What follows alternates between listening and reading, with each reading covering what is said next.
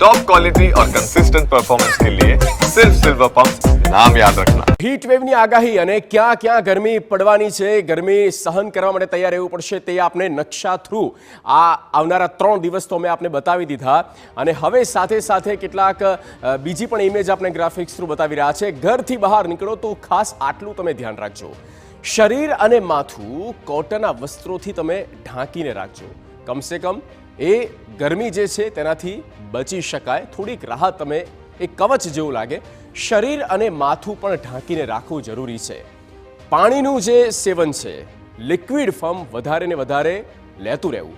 વજનમાં હળવા રંગના સુતરાઉ જે વસ્ત્રો છે તે પહેરવા પણ આવશ્યક છે અને તેનાથી થોડીક ગરમીની સામે તમને પ્રોટેક્શન મળી રહેતું હોય છે।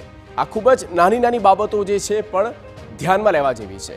મહત્તમ શરીર ઢંકાય તેવા પાતળા ઢીલા વસ્ત્રો પહેરવા કે જેના કારણે સ્ટિચિંગ ન થાય, ગરમીનો અનુભવ જે છે તે ઓછો થાય। તડકામાં તમે નીકળો છો, બહાર જાઓ છો, ખાસ તો બપોરના સમય પર તો બૂટ ચપ્પલ પહેરવા રાખવા, એટલે કે ઢાંકીને રાખવું કે જેથી સીધે ગરમી જે છે તમારી પર ન આવે કે તેનો અહેસાસ તમને ન થાય। સૌથી વધારે જોખમ હવે કોની પર તેની વાત કરીએ। કોઈ પણ વ્યક્તિને કોઈ પણ સમયે ગરમી સંબંધિત બીમારીથી તે પીડાઈ શકે છે અને જેને ગરમીનો કોઠો છે તેમને ખાસ ધ્યાન રાખવું। હવે કોને ધ્યાન રાખવું? નાના બાળકો, શિશુઓ છે, સગર્ભા મહિલાઓ છે, તેમને સૌથી વધારે કાળજી લેવી જરૂરી છે। બિનજરૂરી બને તો બહાર ન જ નીકળવું જોઈએ, એ પ્રેગ્નન્ટ વુમનને કે પછી બાળકોને।